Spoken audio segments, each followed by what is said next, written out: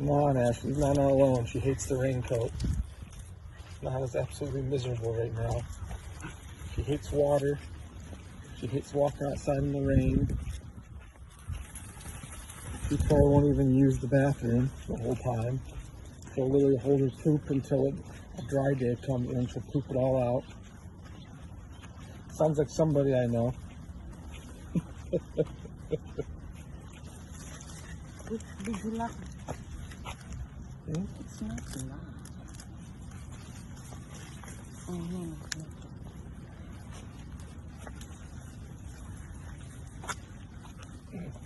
Ash seems to like his though.